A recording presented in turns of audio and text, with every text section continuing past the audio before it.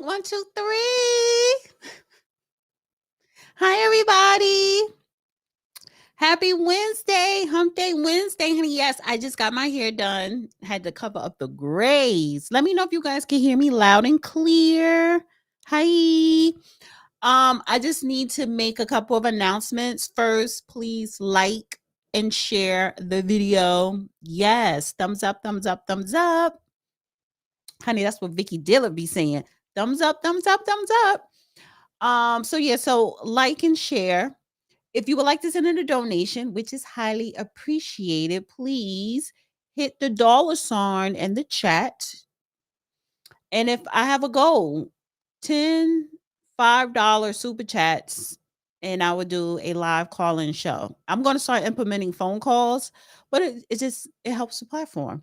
And and I'm pretty sure you guys like and respect what I do. And if you want to send a Cash App, $ Dana with the data. Also follow me at the real Dana #7 on Instagram and X. Yeah.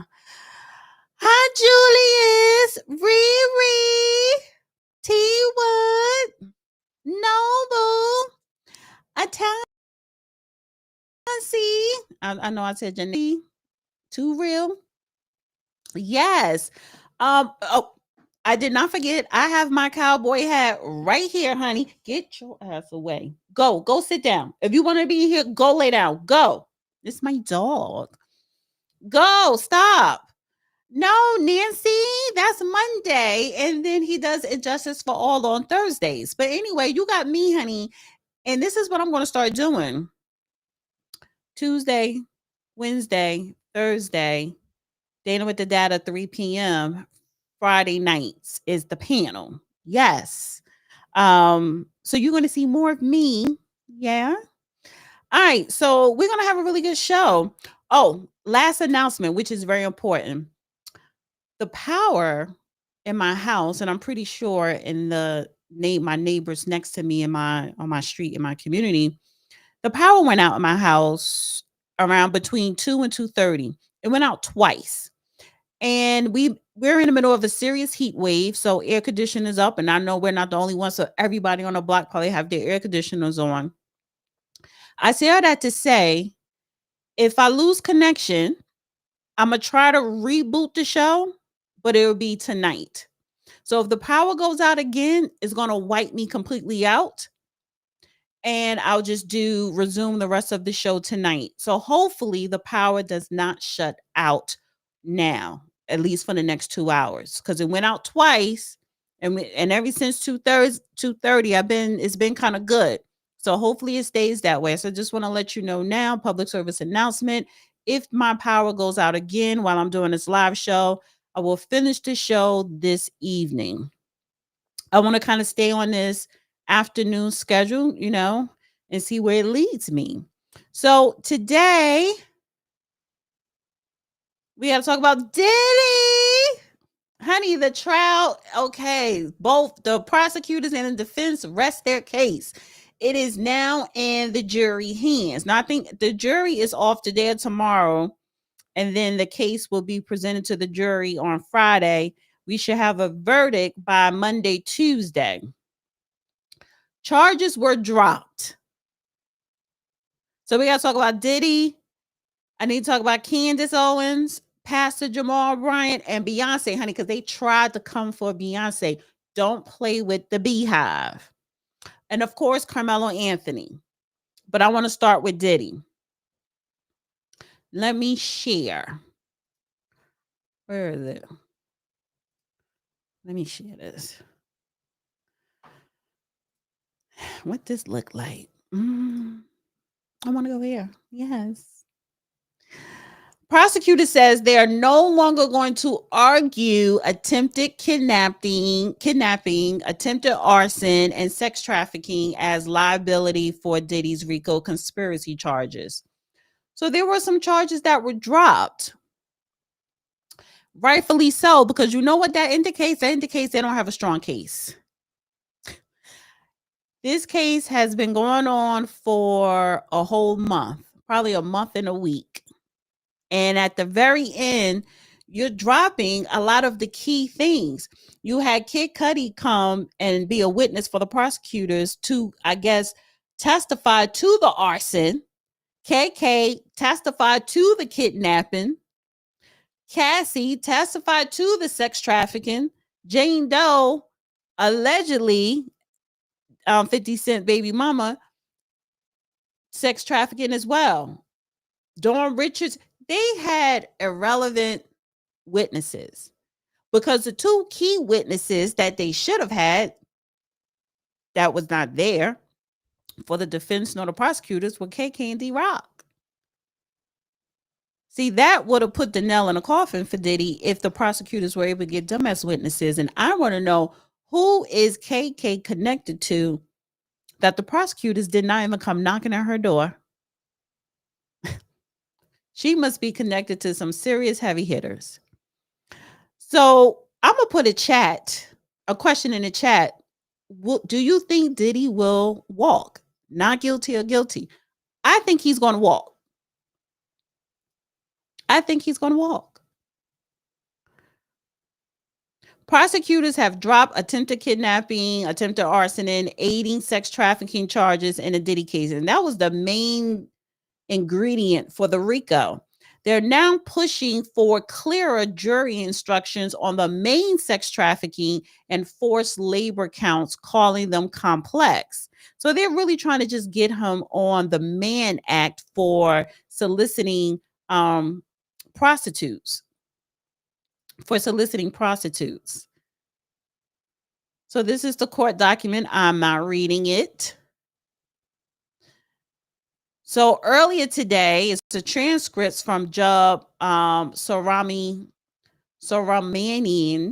asking Diddy if he's going to testify. Mr. Combs, how are you feeling today? I'm doing great. How are you, Your Honor? Good. I want to tell you, you're doing an excellent job. That's what Diddy said to the judge. Very arrogant. His attorney, Mr. Agnifilo, we're ready, Judge. Thank you. The court. Okay. The court will now allocute Mr. Combs on his right to testify on his own behalf. Is the defense ready for the court to proceed? We are. Thank you, Your Honor. Mr. Combs, how are you feeling? I'm doing great. How are you? Good. I want to tell you, you're doing an excellent job. The judge says, okay, I appreciate that.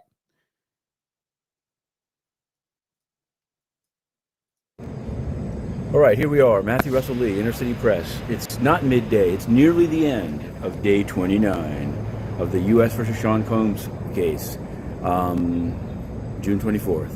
And what's happened today is there was an extremely longer than expected, let's put it that way. I don't want to cross-examination of the Agent Cerciello, by Ms. Garagos. I have to say it sort of petered out from my point of view.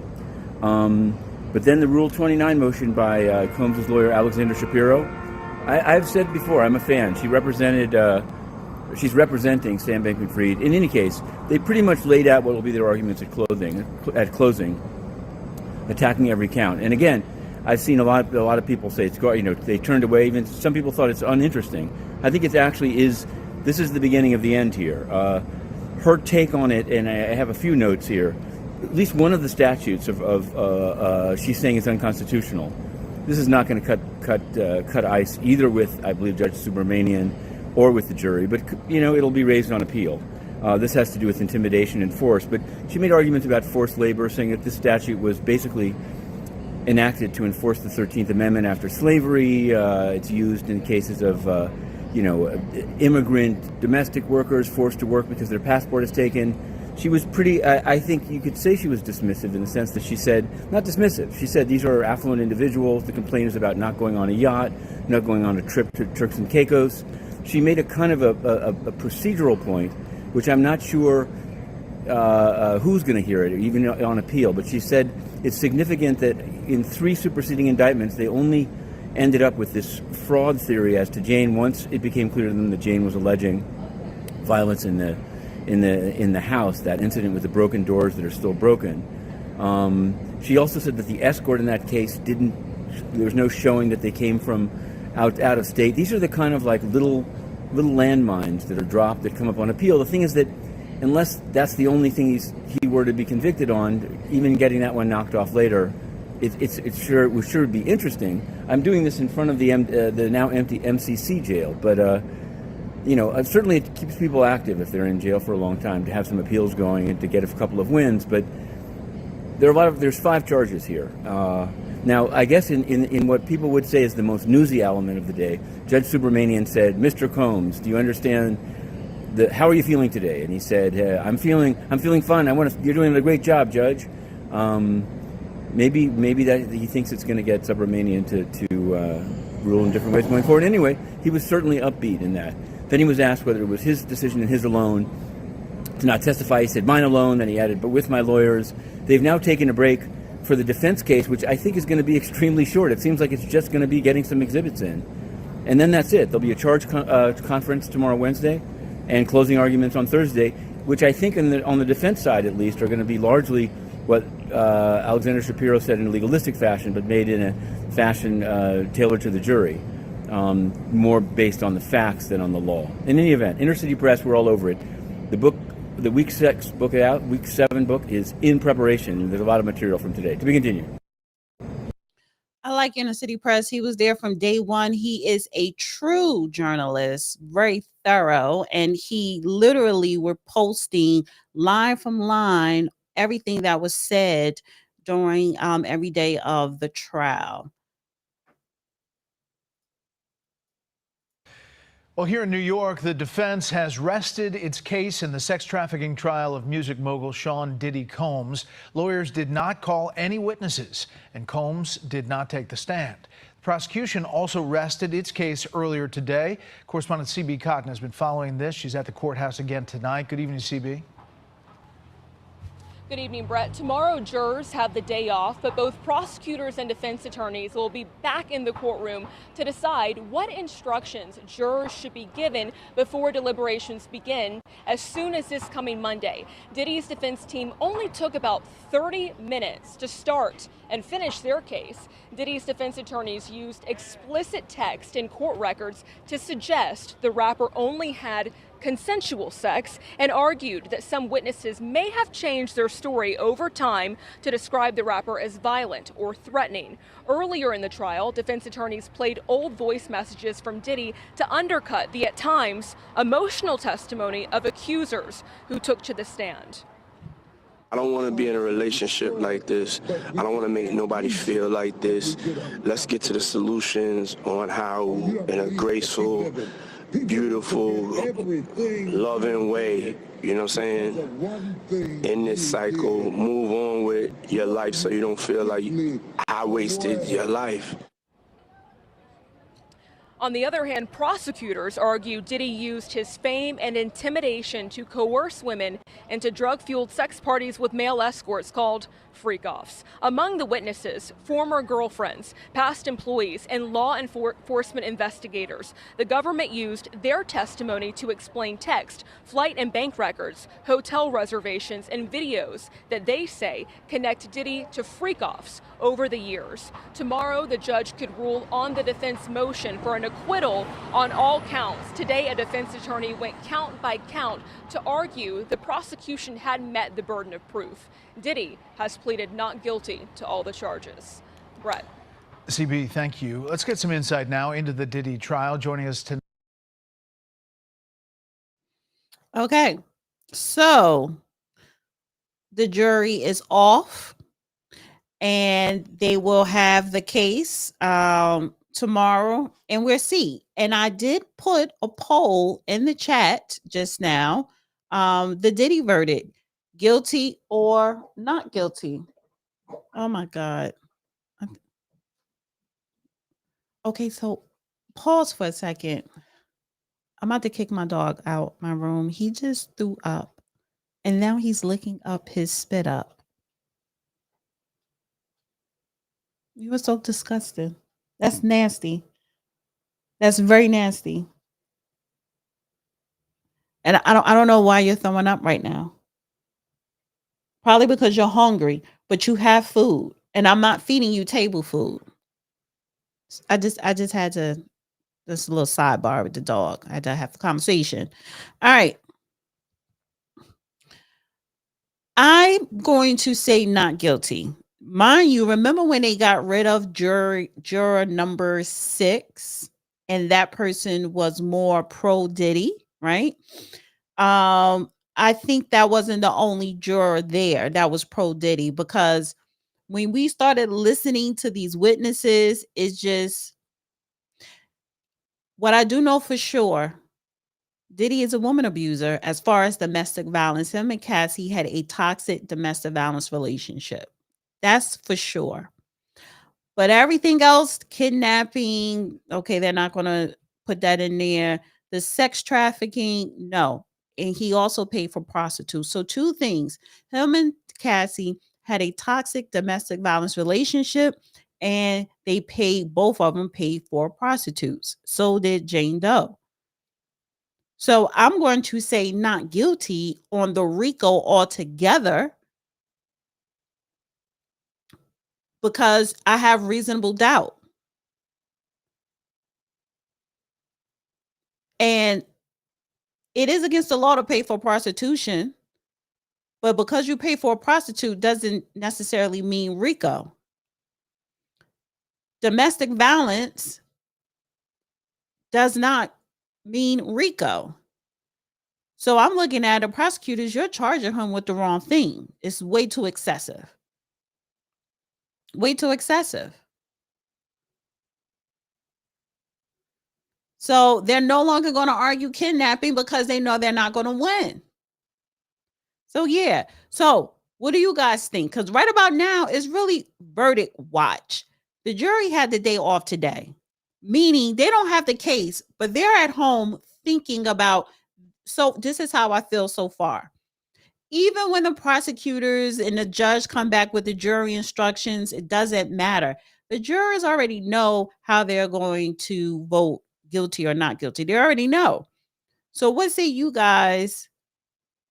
I put up the poll in the chat. You guys let me know. Now, I want to go to another case, Carmelo Anthony.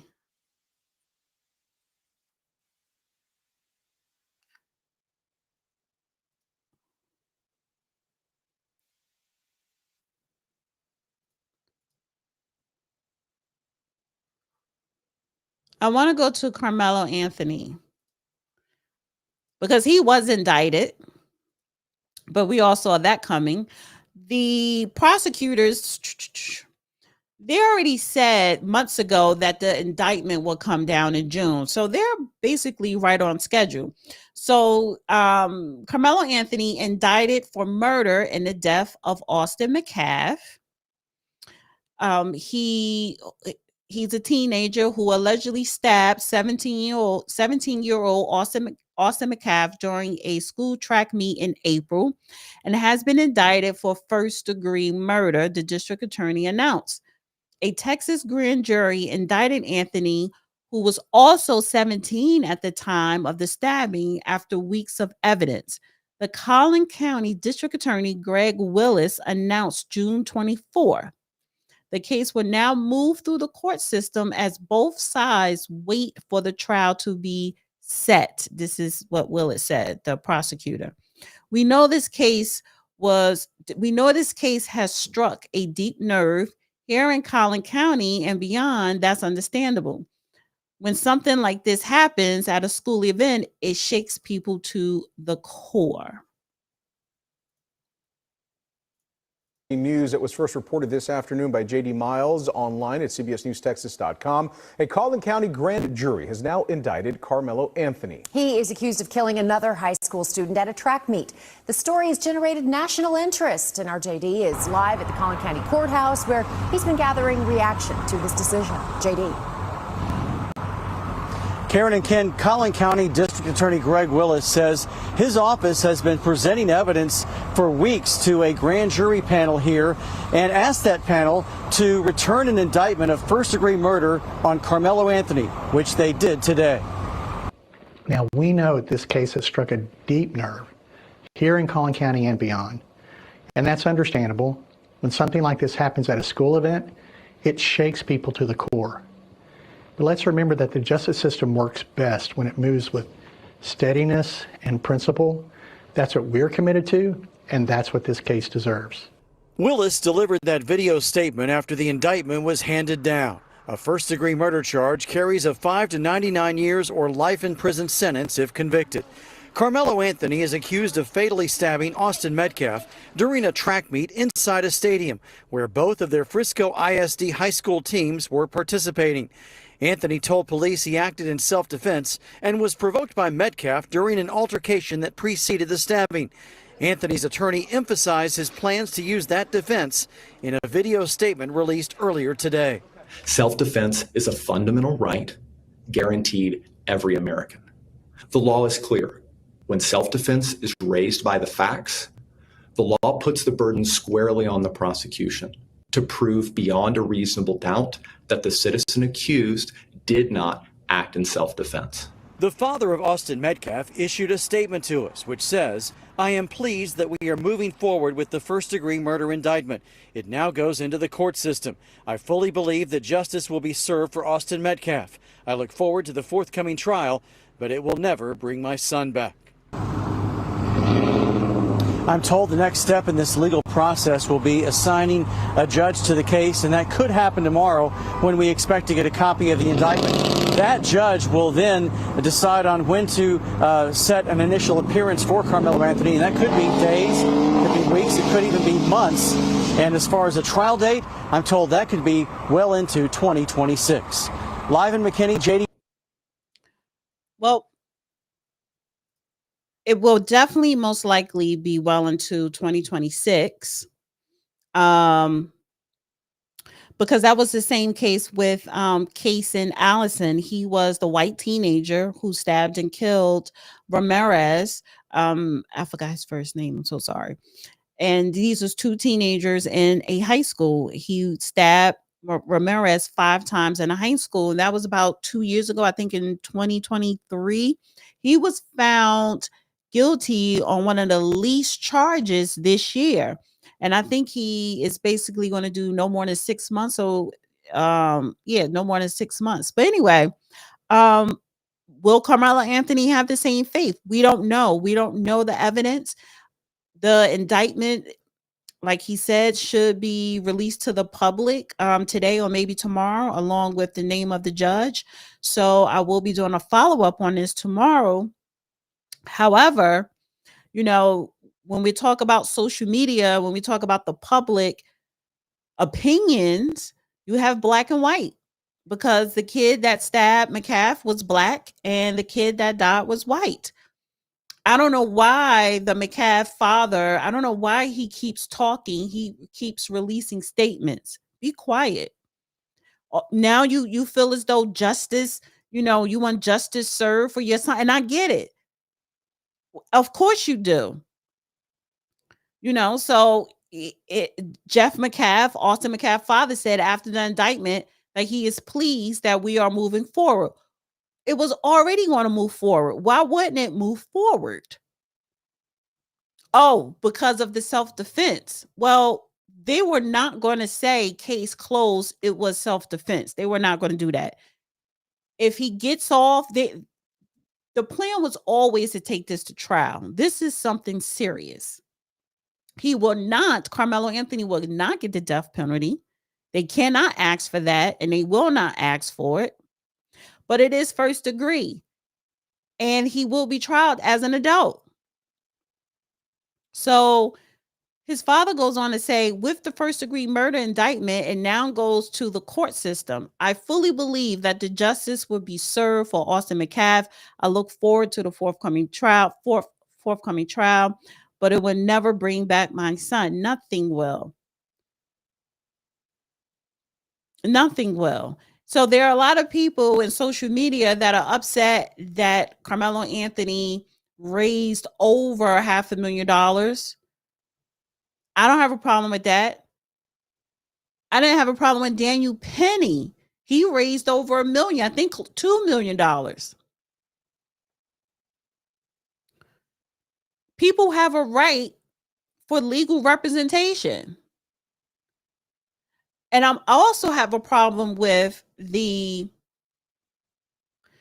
I I also have a problem with, what are you talking about? What are you talking about, Rocky Road? I just seen this and it just caught my eye.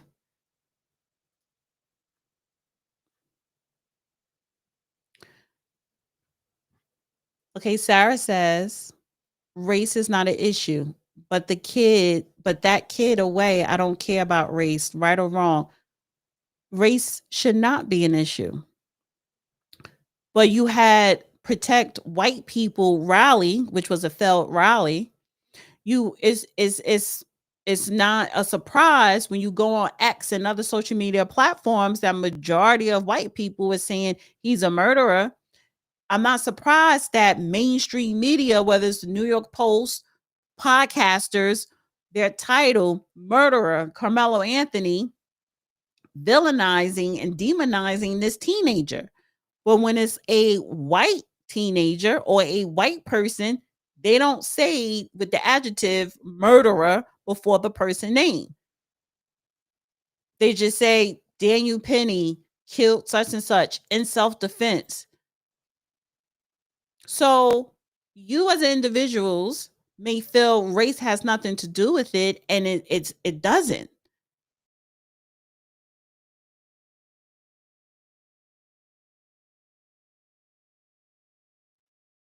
It doesn't.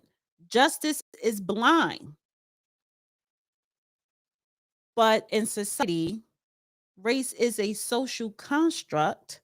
Society has us consciously already thinking and projecting an outcome based on somebody's race.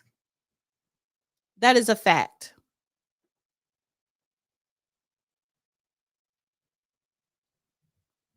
So we can't never escape it.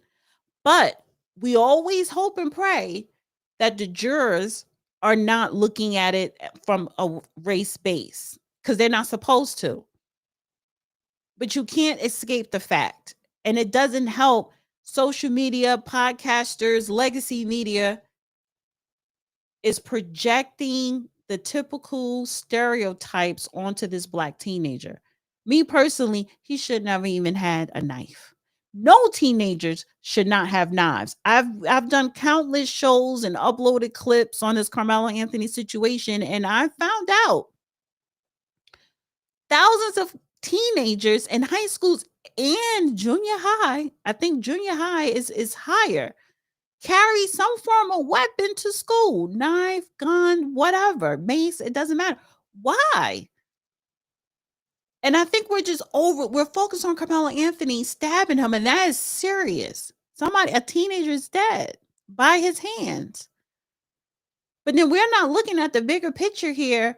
This is not a unique case. This is so common. It's very common in our public school system, public, private, it's common in our teenagers. Why is that?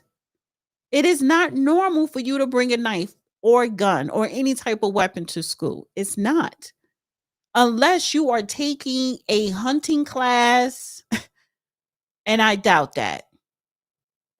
So it's not about race, but it is an epidemic of violent teenagers or teenagers acting violent, acting out. And no one isn't talking about that. The media didn't even cover Casey Allison case. He stabbed the kid 5 times. Because the kid wanted to fight him. He didn't want to fight. And he felt as though he had to defend himself and he had to stab him 5 times. That's crazy. And he raised money as well.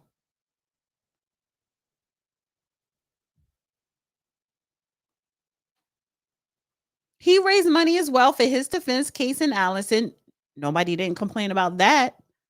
So, I mean, listen, we're all entitled to our own opinions, but that doesn't make your opinion a fact. Your assumptions are not fact. Your perspectives are not facts. And we just need to wait for the facts to come out. So, yeah, but I feel as though Austin McCaff's father just needs to be quiet. sir, just be quiet. Because now you're trying to add fire. You're trying to add gasoline to the flames. So a majority of the general public could be anti-Carmelo Anthony. We're not the jurors. He's going to have a jury of his peers. So yeah. Guys, please hit the like button. Thumbs up. I do have a goal, and it will be lovely if you guys can contribute to it.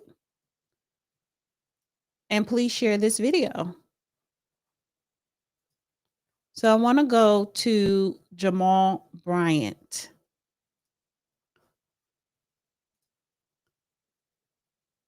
I always do that. No, it wasn't. It was this. Okay, here we go. Pause that right there. Let me get rid of this. Move this down there.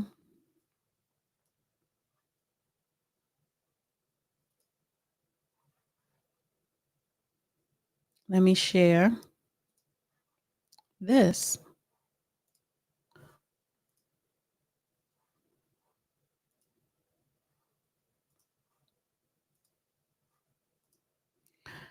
So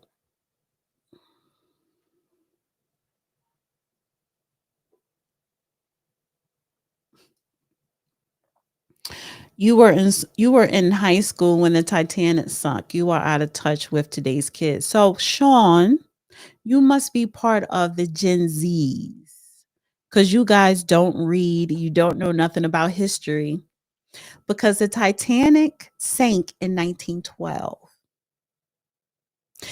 What you should have said, you were in high school when the Challenger exploded.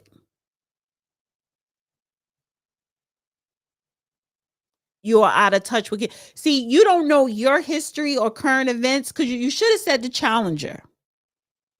And you probably don't even know nothing about the Challenger being exploded. So that was corny. If you're gonna try to come for me, make it land and make it good. That was corny. That was corny. So I want to go to Pastor Jamal Bryant. And guys, please vote on the poll in the chat. We're on verdict watch. We're on verdict watch because the defense still trying to get that case thrown out, an acquittal. So right now we're on Diddy verdict watch. All right. So Pastor Jamal Bryant slams his own church for accepting Target donations. Georgia Pastor Jamal Bryant has called out his church for accepting $300,000 donation from Target following the retailer's decision to phase out diversity, equity, and inclusion initiatives. That was this year when they did that, when Target rolled that back. So I want to play this clip here of his Sunday sermon talking or trying to call out the National Black Conference. Man who took the cross off of his shoulders and took it up the hill. Y'all forgot when Jesus was born, they hid in Egypt, and if they hid in Egypt, he couldn't have had blue eyes and blonde hair, but the Bible said he had hair like lamb's wool and skin like bronze. Look at your neighbor and tell him you look like God. Something is wrong today. Something is wrong today for those who try to hide Jesus just in classism. who tried to hide Jesus in elitism, and something has got to break. You mean ain't none of them evangelicals gonna say nothing about us bombing 3 different bases that had nothing to do with us? You mean nobody is gonna say nothing about us spending $47 million for a parade that nobody showed up to? Ain't nobody gonna. Let me pause it right there, because he was talking about the military parade on June 14th that President Donald Trump wanted to honor our military, all the branches. That is nothing to criticize or to belittle. That was money well spent. That was money well spent, because our military allows us to be pampered poodles here in America, United States of America.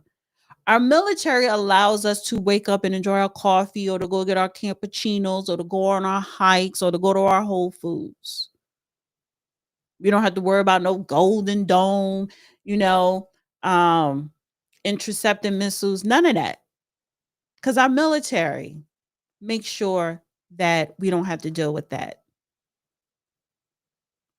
So I have a big problem when people insult our military, because that was money well spent. Don't say nothing about how the Trump family's net worth has gone up by $5 billion in the last 6 months. Ain't nobody gonna say nothing about him lying about the airplane that ain't even for the U.S. government, but is for his own family record. I declare unto you today, I'm a free black man, and before I be a slave, I'll be buried in my grave and go home to my Lord and be free. Somebody gotta say something. I want to say something. I want to say Trump isn't the only one making money while he's in office. All the Democrats, all the Republicans, except for the ones that already came in very wealthy, well, they increased their wealth. Everybody in Congress have become wealthy. So if you're going to slam Trump, you need to slam your party. You need to slam Al Sharpton. And you need to slam yourself. Because pastors are the biggest legal pimps out there. Gotta say something. For the last 18 weeks, we've been boycotting Target. And said there's no way in the world we going into Target where black people were spending $12 million a day. We said to Target, you got to do 4 things in order for us to walk into that store. Is that you got to invest $250 million in the black banks. Number 2, you got to honor what you said to George Floyd's family and invest $2 billion in the black business. Number 3, you got 27 of these stores on white campuses, but not one at a HBCU. You ought to partner with 6 HBCUs with their business programs so that young people will be able to scale their business and do a national franchise. We said to you that you got to reimagine what DEI is, and absolutely 16 weeks later, you didn't deliver to us. Even after we made your stock drop, even after the CEO salary was cut by 42%, even after you lost $12 billion in valuation, but you thought you was gonna go around me and go to the National Baptist Convention and sell out for $300,000. Are you crazy to think that we gonna sell out for chump change? You must not know who we are. Our Father is rich in houses and land.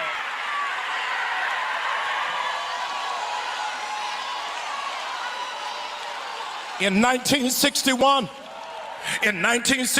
the National Baptist Convention was. I want to pause it right there for a second and dissect what he just said, because he's a liar. He's a liar. And here's the thing. If he's there, he's saying that for the last 18 months, that's this year.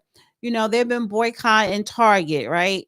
The Target has not put a Target store in HBCUs, but they have put it around PWIs. Well, newsflash, because Target incorporated the DEI policies under the Biden administration. So Jamal Bryant and the Al Sharptons and everyone else over there on the liberal progressive Democrat side, you know, the Roland Martins, all of them, why didn't you guys pressure, boycott, and you know, and hoop and holler to Target to put Target around HBCUs when Biden administration was in office? Because the Biden administration are the ones that created this whole DEI for corporations to get extra federal funding. You know why you didn't? Because you didn't care. You didn't care until Trump came into office, and you didn't like Trump. And Target DEI program was really catered to LGBTQAI plus. Because prior to the Biden administration, who ushered in the DEI policies, Target was already allotting a lot of their shelves to Black businesses. My father asked me today, when you going to Target, because I need a lint brush. I'm not boycotting Target. For what? Because you say so? Because Al Sharpton say so? Al Sharpton goes to Costco's. Okay. Is Costco's center around any HBCU? Do Costco's have programs for HBCU students to come in and learn about the business? No. So why are you bigging up Costco's because they didn't get rid of their DEI programs? Well, their DEI programs were not catered to Black Americans. Target was catering to Black Americans before DEI policies even existed under the Biden administration. Now, I want to share this because he did say Target stock went down, and that's not true. That's not true. Target, okay, a day ago, minus 0.63. 5 days ago, it was up 1.7%. A month ago, it was only down 0.09%. 6 months ago, under the Biden administration, when Target still had their DEI policies, their stock was down 39%. Well, technically 28% here. Minus 39 was equivalent to 28% minus. That was 6 months ago. A year ago, their stock was down 33%, minus 49.84. 5 years ago, 17%. This boycott is not a boycott. It is some pimp preacher, but another who linked up with another pulpit pimp, Al Sharpton, just to complain, to push back against anything Trump has done. And now Target is the bullseye because they didn't affect Target's bottom line. Target did not lose business. Target did not see a decrease in customers, specifically Black customers. They did not. Now he's talking about the CEO. This is why I like AI. Well, the CEO, Brian Cornell, he saw a total compensation drop 45% in 2024, Pastor Bryant. Not in 2025, because 2025 is when you started the boycott 18 weeks ago. He got a cut in 2024. See, this was already projected. So the 2024 compensation for the year ended January 31st of 2025 was $9.8 million.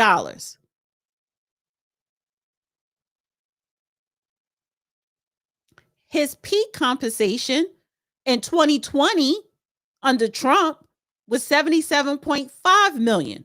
But under Biden, it was slashed by 45%. What the hell is this man talking about? The lies. It sounds good when you're doing a lot of hoopling and hollering. It sounds good. But the numbers don't lie. The data is not lying. His data is not computing. Target ended all of their DEI policies January 24th of this year. The CEO salary was slashed last year. Target stock has been down since last year, actually 5 years ago, all throughout the Biden administration. This bullshit non-existent boycott is exactly what it is, non-existent. Black people are not making a dent because they don't care if Target got rid of the DEI policies. As long as I could go and get my my toiletry products, the black woman who created like the panty liners and the pads is black owned. I forgot her name. Oh my God, and I forgot the name of the products. I just know it when I go. But it's a whole bunch of black beauty products and other products, especially for the face, glow, or whatever. They have a whole section. As long as they are keeping the black business in business, I'm not boycotting shit. They didn't give those black business people who are putting their products on shelves their marching orders. They didn't kick them out. So why would I protest when all of my products that I love that are black owned by a black owned company are still at Target? And this is why all this hoopling and hollering is just a feel good, a nothing burger that makes you feel good in that moment. Was meeting, and they did not want to support a young preacher from Georgia named Martin Luther King. They said, you speaking too loud about civil rights. We don't want you to do all of that. Just preach and sit down. Don't march. Don't make a stand. Don't challenge the government.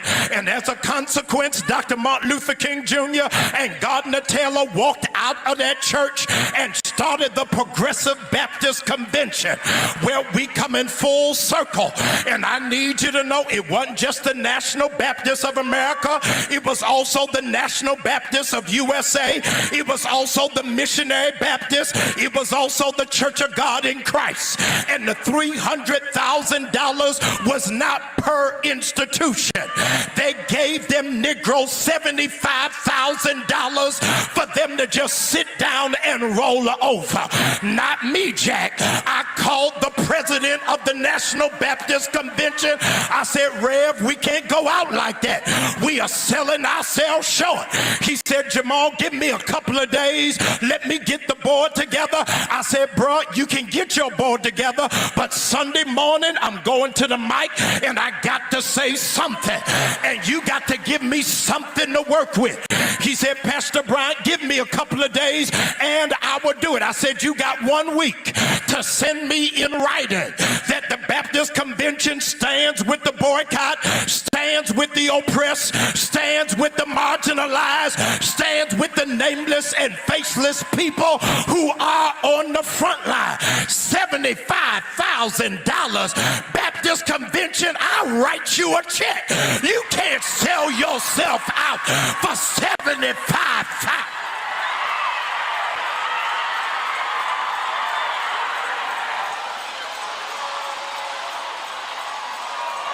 Something has got to break.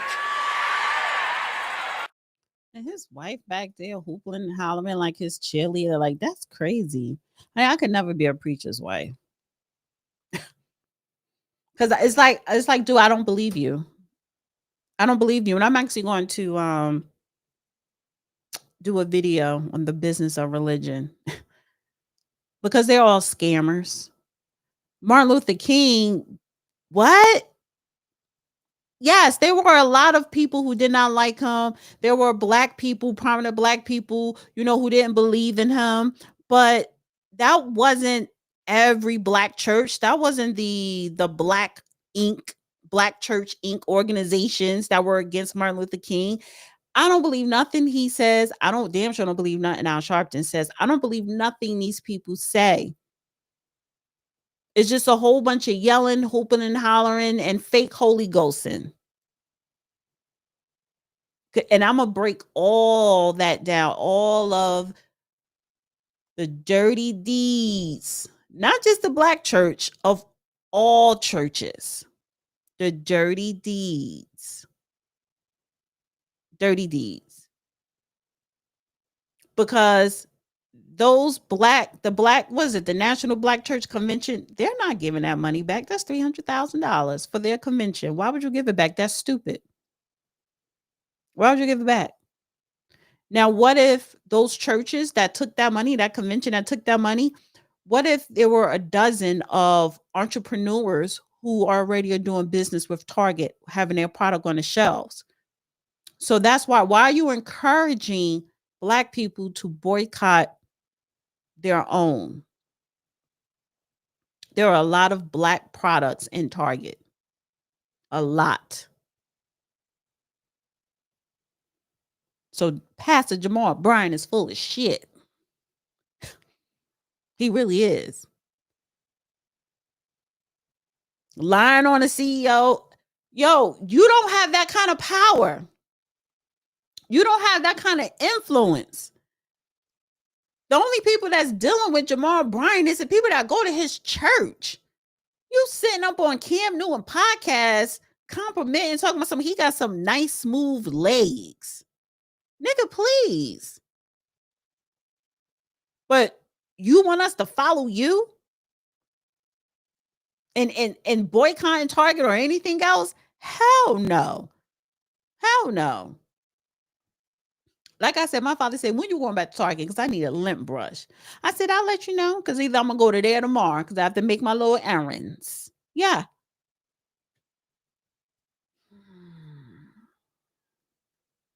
Honey, let's get to Candace.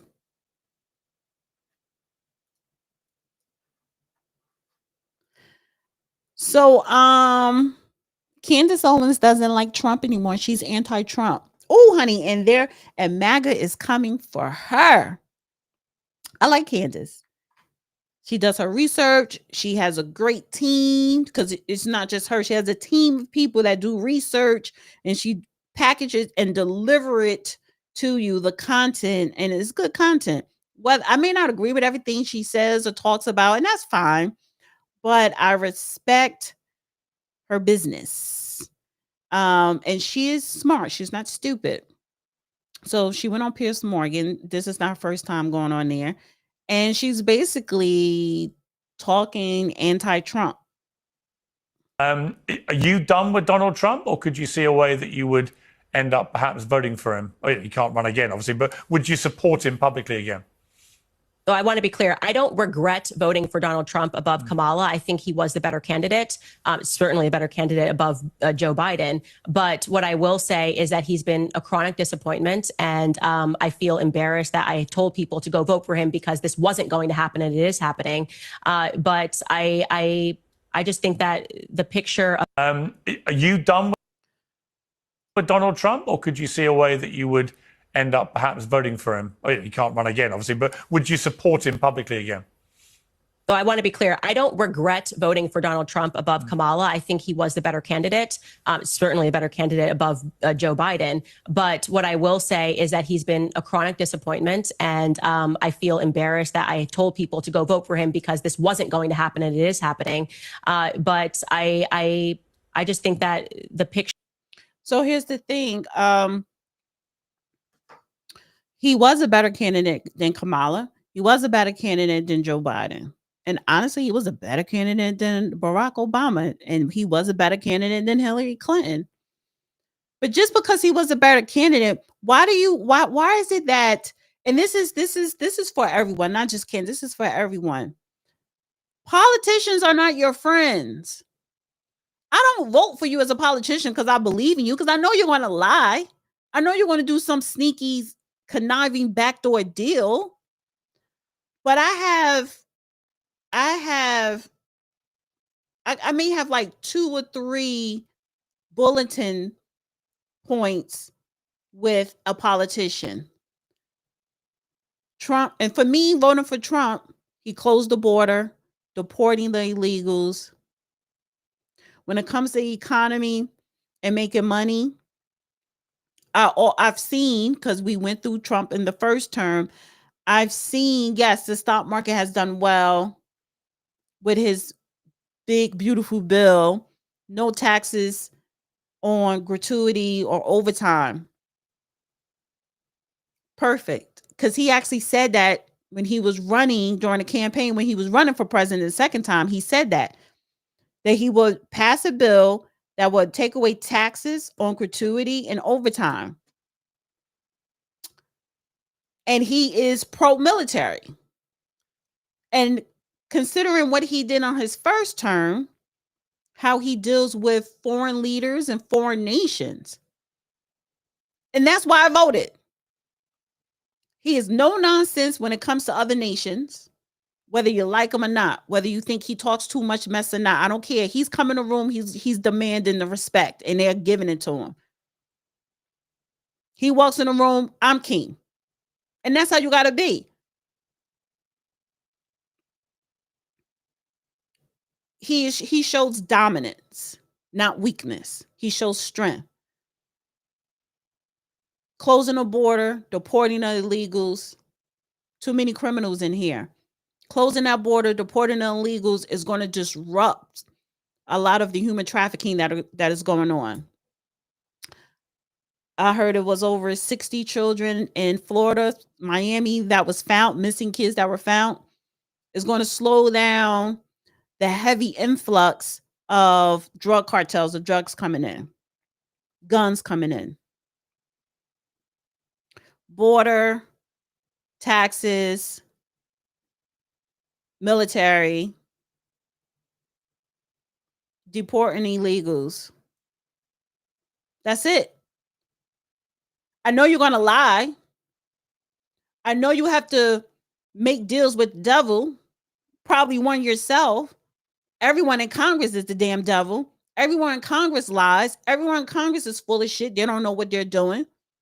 Dr. Amos Wilson, never forget this quote. We the people, us, we are the forecasters. The politicians are just the presenters. But we don't act like that. See, Candace Owens and a whole bunch of other people, you're acting like Donald Trump is supposed to be the forecaster. No. He actually did what you voted for him to do. And it hasn't even been a full 6 months. So you're never going to get a perfect politician. They don't exist. They're bought and paid for. You're lucky if you get 3 things. And I can honestly say he has and is trying to deliver 3 things. Less taxes, border control, strong military force. What the fuck else you going to ask for? He goes in and he's about making a deal. He's transactional. Obama, yeah, he created ISIS. He actually deported more illegals than Trump ever did, and probably what Trump ever will do, because the Democrats, or these liberal federal judges, keep blocking them.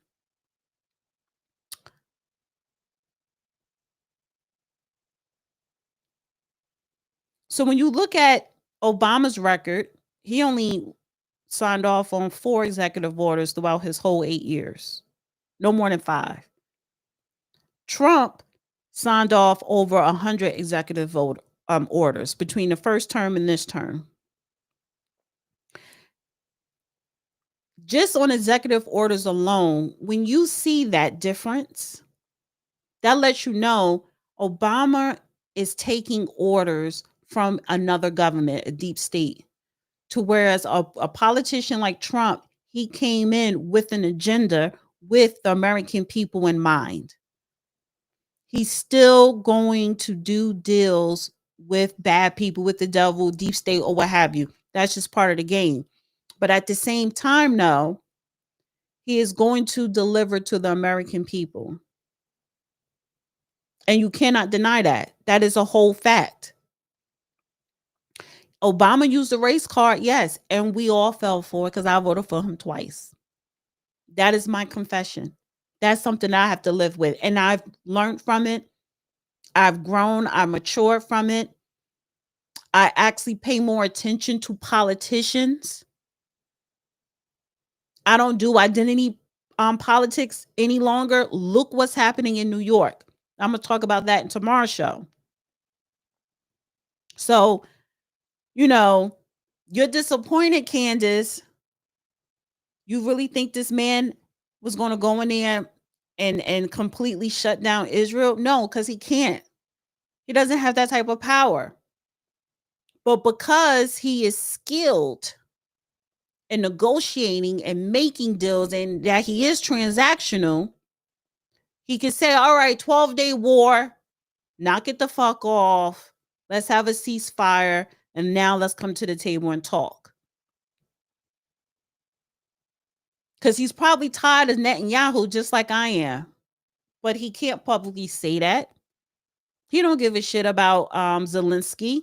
But he can't publicly say that. But you saw what happened when Zelensky came to the Oval Office and him and J.D. Vance tore him another asshole.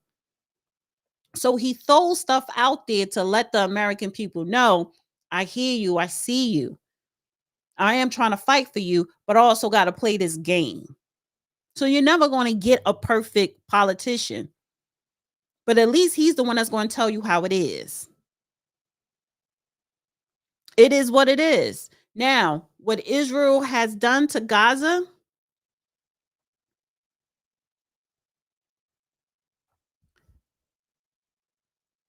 is beyond being unholy. A pure genocide. I don't know if you guys seen this, but this is going on X. And I saw the video and I can't get it out of my head. It was a 18-month-old who's in a coma from a head and spinal fracture in Russia because his mom, who's Iranian, and her son, they're from Iran and they're refugees. And they had to go through Afghanistan and come to get into Russia to escape Iran. At the airport, just landed. She goes and get the cart, the push cart to put the luggage on wheel thing. And he's standing there with the luggage, probably less than 10 feet from the mom. But this big white guy who was high out of his head literally body slams the toddler. And now that little boy's in a coma. They arrested him. And he is charged with attempted murder because the child isn't dead. And hopefully he can have a full recovery.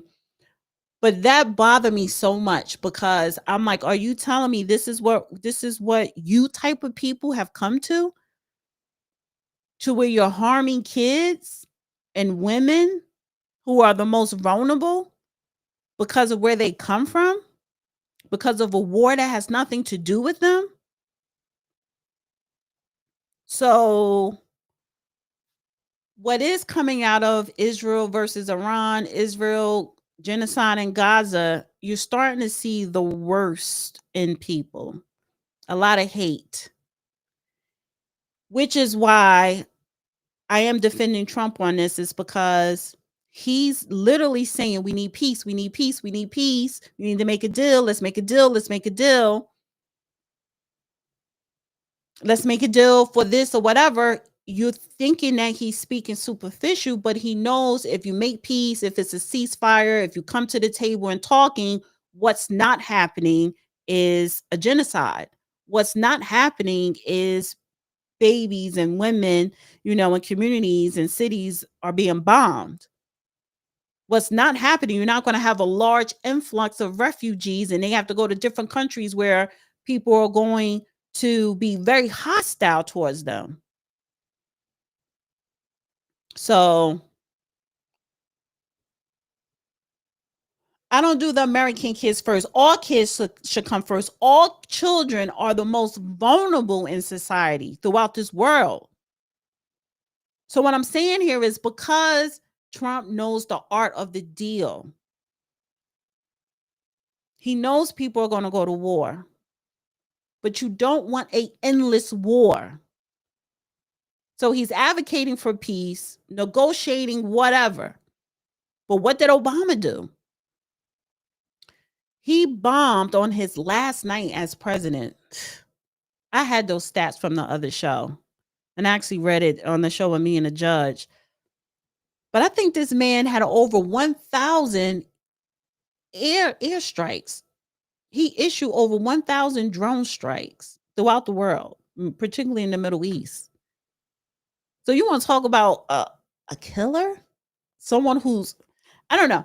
It's just really disgusting on how now you want to come out and saying anti-Trump, but people are not looking at the bigger picture. But the MAGA people are coming for her ass. So Candace may be canceled by MAGA, which is a whole lot of white people. Black people, she don't got to worry about the black audience because she stopped doing content on black people. She left black people alone. And you saw her go to the Breakfast Club when the Daily Wire fired her. So she had to go to the black community so that, you know, we won't kick her back in now that she's starting out on her own. All right, we done left you alone. Now you coming after the Zionists. Okay, I get it. But now you done pissed off white people. So yeah, she gonna have to try to clean it up. She may go back to doing some black content to throw off that anti-Trump scent. But sometimes Candace always do need to slow down, look at the bigger picture. She went left. She went left, right, left, right. She's going up the yellow brick road. Yeah, oh shit. Obama did nothing for brown people either. Of course, he ain't do nothing for nobody. He ain't do nothing for nobody.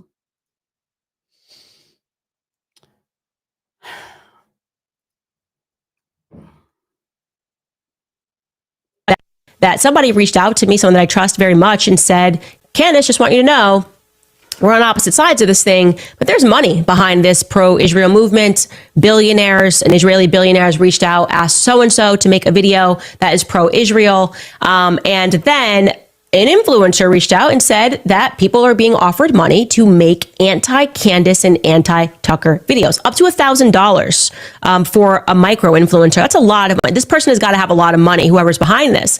And so today we did something because we're so interested is we put a bounty out, $10,000 for an influencer that got paid, a micro influencer. Don't care if you're micro. You email tips@CandaceOwens.com and show us the concrete email of who paid you to make a video about me and Tucker and to say that we must be funded by Qatar because that's the disinformation campaign that's happening right now.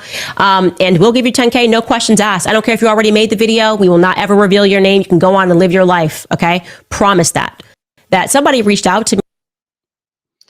Listen, shit. If somebody if somebody sent me an email to be anti-Candace, honey, I would email her, but like, here go the email, pay me. She has a lot of I'm not gonna say so much power, but she has a lot of influence to where she could flex her wings. Listen, her numbers surpass Daily Wire. She surpassed them in the numbers. So she's up there. She's up there with the top dogs. She get more views than a lot of this legacy media. So yeah, she cutting checks left and right. But I would say one thing, honey, she ain't afraid. She is not afraid. What somebody put here? Oh, see, yeah, they're mad. Suburban black man. Candace Owens says Trump has been a chronic disappointment. Call her an attention whore. I think attention follows her. But honey, she ain't scared to speak her mind. She's not. And that's why I respect her, because she's not bought and paid for. She's not. Now, hold on for one sec, guys. Hold on. Because y'all think I'm playing. Honey, I have to get me a new hat. Let me tell y'all something. Don't you ever in your natural life, I don't care if you black, white, Asian, Filipino, I don't care if you green, don't you ever try to come for Beyonce. Because the beehive would tear your ass up.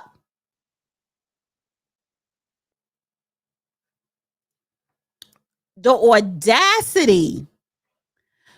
The audacity. Headline says Beyonce is accused of military propaganda ahead of her Houston tour shop.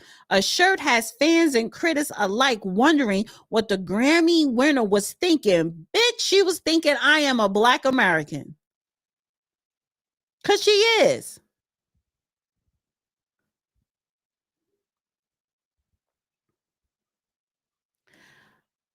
Hold on. Honey, I did not say she was a friend to the Black community. I did not.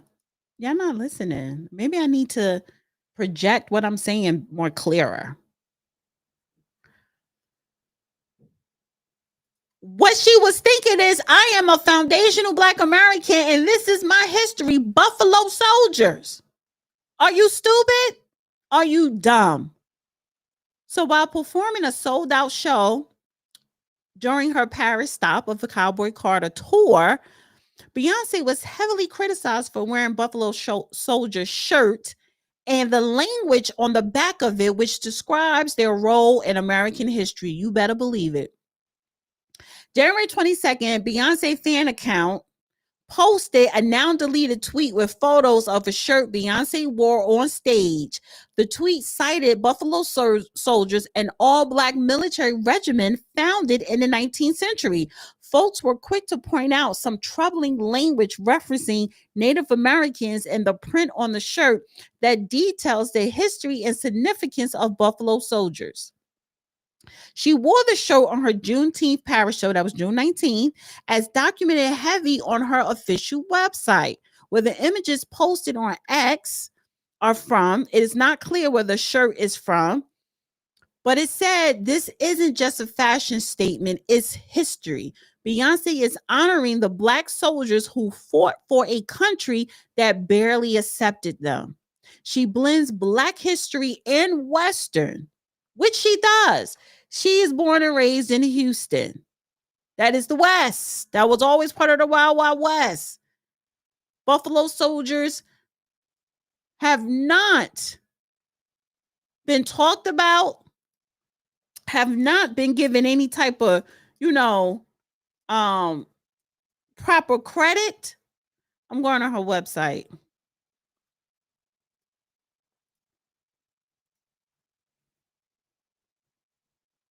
Okay. Fabulous. Fabulous.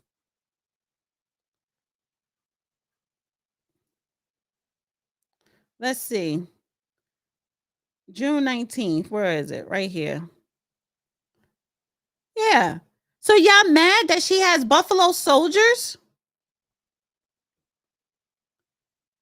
I wish you would, honey. Don't try to come for my bae. Blacks have played a far greater role in American military history than most people could ever imagine. Perhaps no other unit personifies both the remarkable achievement and significant obstacles that were overcome than the Buffalo Soldiers. For a generation following the Civil War, 2 regiments of Black cavalry, the 9th and 10th, served continuously on the western frontier. These units were comprised of Black soldiers who wanted to remain in the United States Army after the Civil War. Their service on the Great Plains during these 20 years was as invaluable as it was unrecognized. In thousands of pages, the 3rd, 4th, 5th, 6th, and 7th Cavalry Great Regiment all rode and fought their way to glory. But the Black troopers were usually dismissed with bare mention, ignored completely, or their efforts mocked. The regiments commanded by white officers and operating under intense disadvantages, difficulty in obtaining officers, presidential treatment by higher army officials concerning equipment assignments and camp policy, and prejudice in frontier towns nevertheless developed into remarkable fighting units during their extensive engagements on the Southern Plains. Called all sorts of names, most of them insulting by various groups, the men of these two regiments were dubbed the Buffalo Soldiers by their Indian opponents.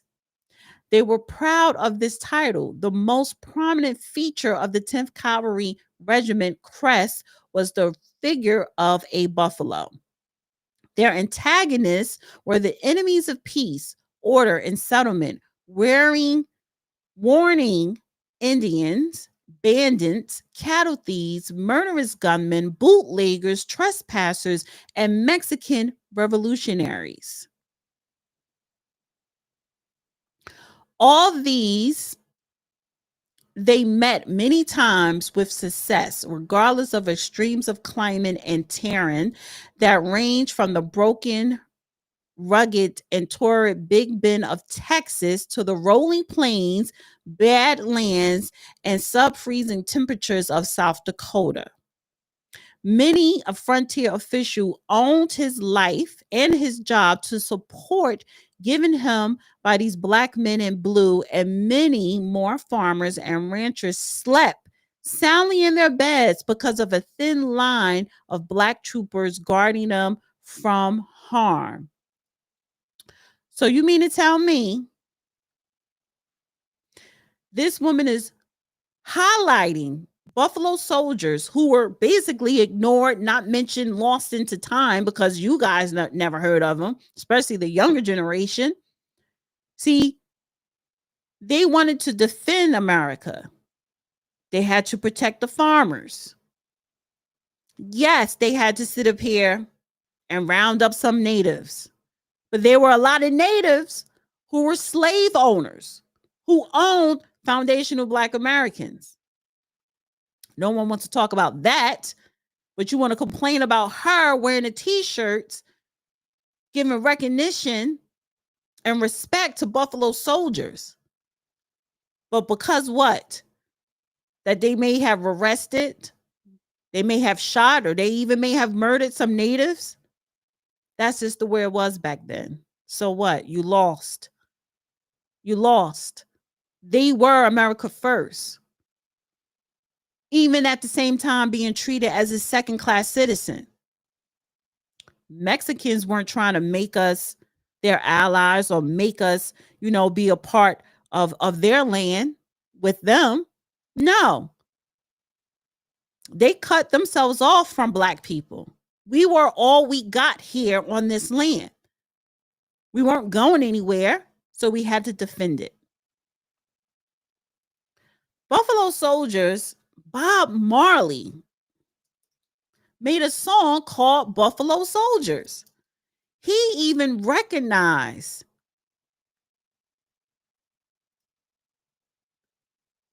the history,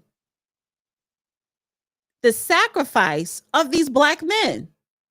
Buffalo Soldier Dreadlock Rasta.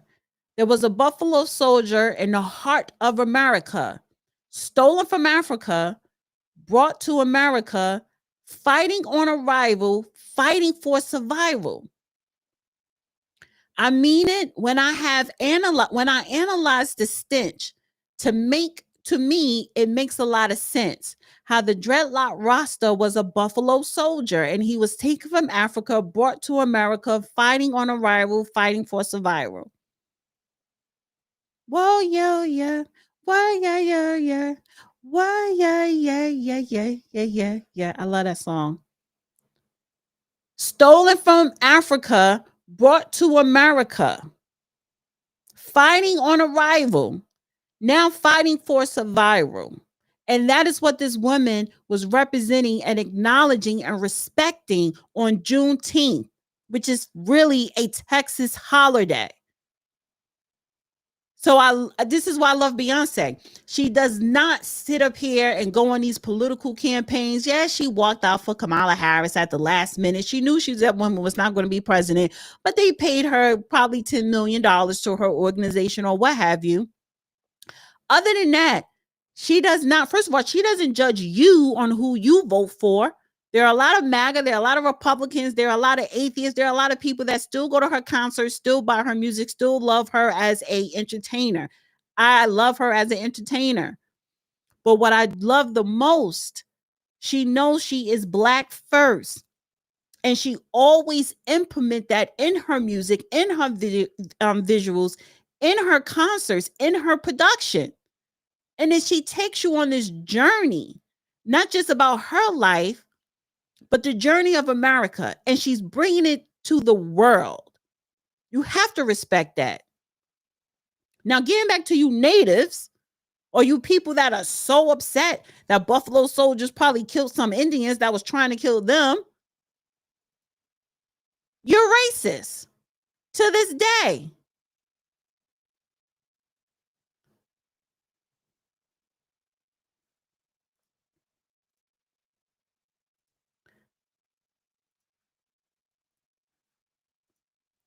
Oklahoma Seminole Nation denied Black citizens vaccines. And I didn't hear anyone say the Seminoles were siding with the oppressor. Why are Native Americans beyond reproach? Exactly. A Native American tribe in Oklahoma denied Black citizens COVID-19 vaccine. They have their own government. They're their own sovereignty government in Oklahoma. But they're practicing white supremacist behavior. They always have. But you want to try to come from Beyonce for respecting and highlighting and recognizing Black soldiers who was trying to make America great? Fuck out of here. Keep Beyonce name all the way out y'all motherfucking mouths, bitch. Don't come for her. Don't do it. Don't do it, because she's not stupid. Everything she does is with reason.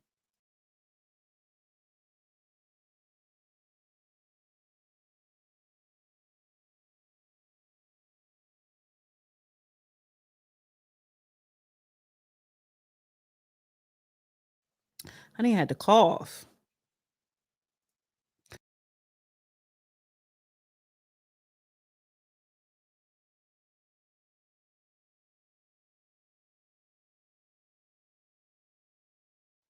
I think some tribemen probably put a root on me.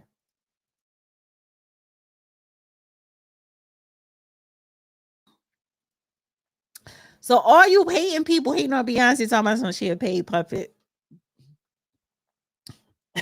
Somebody tried to put a root on me. I'm coughing like crazy. All the Beyonce haters tried to do some voodoo on me just now. She is not a paid puppet, honey. She worked hard to get where she's at. Oh, honey. Thank you. Yeah, keep Beyonce name all the way out your mouth. Get away from me. Move. Go over. This is why I didn't want you in here with me. Move. I'm going to deal with you when I'm done. Stop. Ciao.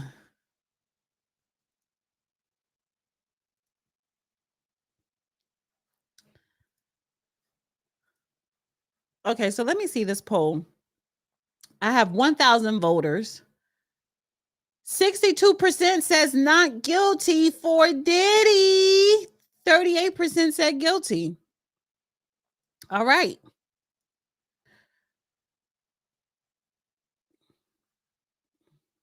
Thank you, Bernard, for the super chat. Thank you, Courtney. And Jamal is receiving government grant money to push the Democrat agenda among the Black church. Your hair is rocking, by the way, Dana. Thank you. Thank you, Nancy. Thank you, White Towns King. Thank you, Alex. Yes, Jamal Bryant is receiving government grant money to push the Democrat agenda. Absolutely. Absolutely. And I can't believe I missed your thing up here. Sorry. I wanted to show it. He absolutely is. Woo.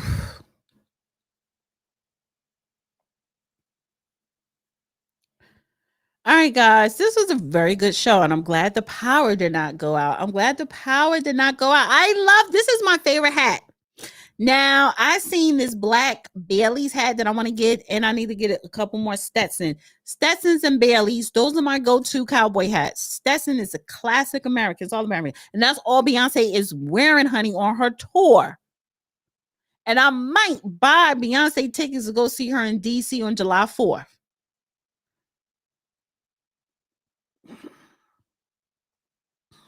All right, guys, listen, thank you guys so much. Thank you so much for rocking with me today.